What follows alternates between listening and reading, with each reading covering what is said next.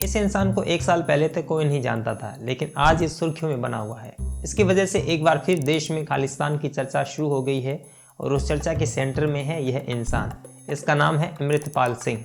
पंजाब में पिछले 24 घंटे में जो हुआ है उससे बॉर्डर स्टेट में खतरे का अलार्म बजा। अगर अमृतपाल सिंह की बात करें तो वो लगातार अभी भी पुलिस को धमकी दे रहा है। So who is this Amritpal Singh? इसकी उम्र 30 साल है। कहते हैं कि अमृतपाल दुबई में ट्रांसपोर्ट बिजनेस से जुड़ा था, लेकिन जब भारत लौटता है तो दीप सिद्धू के संगठन वारिस पंजाब दे की बागडोर संभालता है और 29 सितंबर 2022 के दिन अमृतपाल की रोडे गांव में दस्तारबंदी होती है और अमृतपाल सरकार और सिस्टम को चैलेंज करने लगता है, खालिस्तान की मांग को उठाता है और इस मुद्दे पर डायलॉग करने की बात कहता है। अमित शाह को धमकी देता है और जनरल सिंह भिंडरावाले के ऐन नक्शे कदमों पर चल रहा है और भिंडरावाले को अपना आदर्श मानता है। वैसी ही ड्रेसिंग है और वैसा ही तेवर है। कोर्ट सच रही रहना है। कल भी खबर दी थी, आज भी कहना चाहता क्योंकि नित नवे पिंडा चो जेंट्स हैं उनको गोली मार देनी और जो लेडीज हैं उनको पकड़ लेना। इस शख्स का नाम है जनरल सिंह भिंडरावाले। पंजाब के लोगों में इस आदमी को लेकर अजीब किस्म की दिलचस्पी देखने को मिलती है। पंजाबी गायकों से लेकर खिलाड़ियों तक में जनरल सिंह भिंडरावाले की इज्जत है और आज भी इसे हीरो या शहीद के रूप में देखते हैं, क्योंकि इस शख्स से जुड़ा है खालिस्तान, खालिस्तान से जुड़ा है पंजाब। और जब जब पंजाब में राजनीतिक उठापटक होती है तो खालिस्तान शब्द केंद्र में आ जाता है और भिंडरावाले का जिक्र आना लाजमी हो जाता है। खालिस्तान आंदोलन जो 80s के दौर में अपने शिखर पर था और भारतीय राजनीति में उथल पुथल का कारण बना था, न केवल राजनीतिक अस्थिरता का कारण बल्कि देश की प्रधानमंत्री इंदिरा गांधी की मौत का कारण भी। खालिस्तान एक ऐसे देश की मांग है जो भारत से अलग हो, जिसे खालसाओं की धरती कहा जाता है, कह लीजिए सिखों की धरती। खालिस्तान के अंडर आने वाला यह एरिया माना जाता है जिसमें पंजाब, चंडीगढ़, हरियाणा, हिमाचल प्रदेश, दिल्ली, राजस्थान, उत्तर प्रदेश और उत्तराखंड जैसे राज्य शामिल हैं। इसकी जड़ें भारत विभाजन से पहले मिलती हैं और इसका उत्कर्ष इंदिरा गांधी के जमाने में देखने को मिलता है। इसकी कहानी शुरू होती है 31 दिसंबर 1929 से। उस समय लाहौर में कांग्रेस का एक अधिवेशन हुआ। इस अधिवेशन में मोतीलाल नेहरू ने पूर्ण स्वराज्य की मांग की। कांग्रेस की इस मांग का 3 समूहों ने विरोध किया था। एक मोहम्मद अली जिन्ना की मुस्लिम लीग ने, दूसरा भीमराव अंबेडकर की अगुवाई वाले दलित समूह ने और तीसरा था मास्टर तारा सिंह का शिरोमणि अकाली दल। तारा सिंह ने ही पहली बार सिखों के लिए अलग राज्य की मांग की थी। 1940 में खालिस्तान का जिक्र पहली बार खालिस्तान नामक एक पुस्तिका में किया गया था। भारत विभाजन के परिणाम स्वरूप मुसलमानों ने पाकिस्तान के रूप में अपना अलग देश ले लिया था। यही अलगाव की भावना को सिखों में भी पनप रही थी और यह मांग तेज होती चली जा रही थी। किसी भी अलगाववादी आंदोलन की सफलता के लिए मुख्य रूप से 3 आधार होने जरूरी है। पहला, आंदोलन का नेचर कैसा है, जैसे आंदोलन का नेतृत्व कैसा है, उसके पीछे जन समर्थन का आधार कितना है और ऐतिहासिक और सांस्कृतिक रूप से कितना समृद्ध है।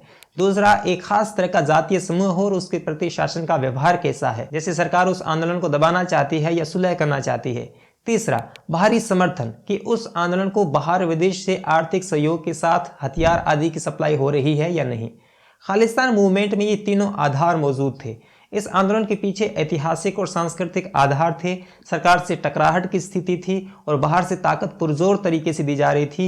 यही वजह थी कि खालिस्तान मूवमेंट ने अपने पीक समय में देश को हिलाकर रख दिया था। सिख समुदाय देश की कुल आबादी में 2% से भी कम हिस्सा रखता है। देश में अल्पसंख्यक होने के बावजूद देश की नौकरशाही, व्यापार और सेना में मुख्य स्थान रखता है। पंजाब जहां सिखों का केंद्र है, वो सूबा कृषि उत्पादन में तो अव्वल है ही, लेकिन सामाजिक और आर्थिक दृष्टि से भी काफी आगे है। साक्षरता और प्रति व्यक्ति आय के मानकों पर खरा है, लेकिन इसके बावजूद 80s के दशक में अलगाववादी आंदोलन के उभरने के पीछे सिखों की पहचान जुड़ी है और सिखों की पहचान जुड़ी है 2 प्रतीकों से, एक पंजाबी भाषा, दूसरा सिख धर्म। जो सिख 1947 से पहले भारत की आज़ादी की लड़ाई में मुख्य भूमिका में थे, वही आज़ादी के बाद भारत से अलगाव की भावना से कैसे भर गए। ये अलगाव के बीज कहां पनपे, जिन्हें इतिहास के पन्नों में टटोलना जरूरी है। सन 47 में जब भारत अंग्रेजी हुकूमत से आज़ाद हुआ तो सिखों से संख्या में बहुत कम मुसलमानों ने अपना अलग मुल्क ले लिया, लेकिन सिखों को अलग सूबा भी नहीं मिला। विभाजन से पंजाब भी 2 हिस्सों में बट गया। एक हिस्सा पाकिस्तान के पास चला गया, दूसरा हिस्सा भारत में रह गया और बंटवारे ने सिखों को बड़े जख्म दिए। इसके बाद अकाली दल ने सिखों के लिए अलग प्रदेश की मांग तेज कर दी। इसी मांग को लेकर 1947 में पंजाबी सूबा आंदोलन शुरू हुआ। सिखों के लिए अलग राज्य की मांग को लेकर 19 साल तक आंदोलन चलता रहा। आखिरकार 1966 में इंदिरा गांधी ने इस मांग को मान लिया। इंदिरा गांधी की सरकार में पंजाब को 3 हिस्सों में बांटा गया, सिखों के लिए पंजाब, हिंदी बोलने वालों के लिए हरियाणा और तीसरा हिस्सा चंडीगढ़। उस समय चंडीगढ़ को पंजाब और हरियाणा दोनों की ही राजधानी बनाया गया। राजधानी को लेकर आज भी पंजाब और हरियाणा के बीच विवाद चल रहा है और इसके साथ ही नदियों के जल वितरण को लेकर भी विवाद है। लेकिन परिस्थितियां जटिल केवल इन्हीं चीजों से नहीं हुई, पंजाब की राजनीति ने भी इसमें घी का काम किया। इसको गौर से समझना जरूरी है। 80 के दशक में पंजाब में दो राजनीतिक मुख्य पार्टियां थी, एक अकाली दल, दूसरा कांग्रेस। दोनों के बीच राजनीतिक कशमकश थी। साल 1973 में अकाली दल ने आनंदपुर साहिब प्रस्ताव पारित किया। इस प्रपोजल का मोटे तौर पर मतलब था कि भारत की सरकार पंजाब की सिर्फ रक्षा, विदेश नीति, संचार और मुद्रा के मामलों को ही अपने हाथ में रखे, बाकी के सभी मामले राज्य के हाथ में दे दिए जाएं। अकाली दल के इस प्रपोजल की मांग थी कि चंडीगढ़ केवल पंजाब की ही राजधानी हो और जितने भी पंजाबी भाषी क्षेत्र हैं वो पंजाब में शामिल किए जाएं। इन मांगों के कारण अकाली दल को पंजाब में जमकर समर्थन मिला और उसका प्रभाव सिखों पर और पंजाब पर बढ़ता गया। और कांग्रेस और अकालियों की इन्हीं खींचतान के बीच जनरल सिंह भिंडरावाले का उदय हुआ और पंजाब की ये मांगे नए तेवर और क्लेवर के साथ उठी। पंजाबी युवाओं का आकर्षण भिंडरावाले बनता जा रहा था। कांग्रेस को इसमें अपना राजनीतिक हित दिखा क्योंकि भिंडरावाले की लोकप्रियता से अकालियों का जन समर्थन फीका पड़ रहा था और पंजाब की कुर्सी पर काबिज होने के लिए दोनों दलों के बीच संघर्ष चल रहा था। ऐसे में इंदिरा गांधी काफी अलोकतांत्रिक तरीके से काम कर रही थी। उस दौर में ऐसी अनेक सरकारों को बर्खास्त किया, वहां राष्ट्रपति शासन लगा दिया गया जो केंद्र के प्रतिकूल थी, जिनमें से एक पंजाब भी था जहां जनता दल और अकाली दल की सरकार को बर्खास्त कर दिया था। रिसर्च पेपर्स कहते हैं कि अकाली दल को कमजोर करने के लिए कांग्रेस जनरल सिंह भिंडरावाले को कल्टीवेट कर रही थी, जो आगे चलकर कांग्रेस के लिए ही गले की फांस बन गया। 13 अप्रैल 1978 को अकाली कार्यकर्ताओं और निरंकारियों के बीच हिंसक झड़प हुई। इस झड़प में लगभग 17 अकाली कार्यकर्ताओं की मौत हो गई। इसमें जनरल सिंह भिंडरावाले ने हिस्सा लिया था। इसके बाद से हिंसक घटनाएं शुरू हो चुकी थीं। भिंडरावाले ने पंजाब और सिखों की मांग को लेकर कड़ा रवैया अपनाया और वो जगह जगह भड़काऊ भाषण दे रहा था। 80s के दशक की शुरुआत में पंजाब में हिंसक घटनाएं बढ़ने लगी और इन हिंसक घटनाओं का जिम्मेदार जनरल सिंह भिंडरावाले को ठहराया जा रहा था। 1982 में भिंडरावाले ने सिखों के लिए सबसे पवित्र जगह स्वर्ण मंदिर को अपना ठिकाना बना लिया था। वहीं से वो अपनी गतिविधियों को अंजाम देने लगा, वहीं हथियार जमा कर रहा था और वहीं अपने सहयोगियों को ट्रेनिंग दे रहा था। अप्रैल 1983 में पंजाब पुलिस के डीआईजी एएस अटवाल की गोली मारकर हत्या कर दी गई। कुछ दिनों बाद पंजाब रोडवेज की बस में घुसे बंदूकधारियों ने कई हिंदुओं को मार डाला।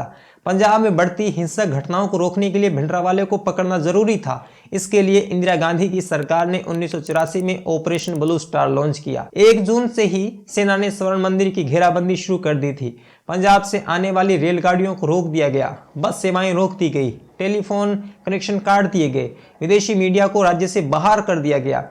3 जून 1984 को पंजाब में कर्फ्यू लगा दिया गया। 4 जून की शाम से सेना ने गोलीबारी शुरू कर दी थी और अगले दिन सेना की बख्तरबंद गाड़ियां और टैंक भी स्वर्ण मंदिर पहुंच गए। भीषण खून खराबा हुआ।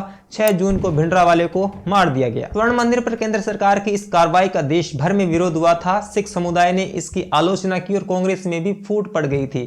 इस कार्रवाई में आम लोगों की मौत के विरोध में कैप्टन अमरिंदर सिंह समेत कांग्रेस के कई नेताओं ने इस्तीफा दे दिया और कई सिख लेखकों ने अपने पुरस्कार लौटा दिए थे।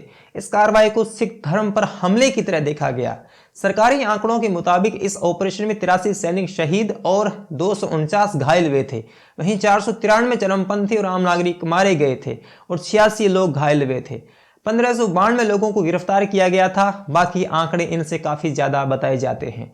भिंडरावाले की मौत के बाद हालात बहुत बिगड़ गए थे। इस ऑपरेशन के 4 महीने बाद ही 31 अक्टूबर 1984 को प्रधानमंत्री इंदिरा गांधी की हत्या उनके 2 सिख बॉडीगार्ड सतवंत सिंह और बेअंत सिंह ने कर दी और समूचा भारत सिहर उठा। Prime Minister of India has been shot and very gravely wounded. The incident only happened within the last few hours. Indira Gandhi की हत्या के बाद देश भर में सिख विरोधी दंगे भड़ गए। सरकारी आंकड़ों के मुताबिक अकेले दिल्ली में ही 2733 सिखों को मौत के घाट उतार दिया गया।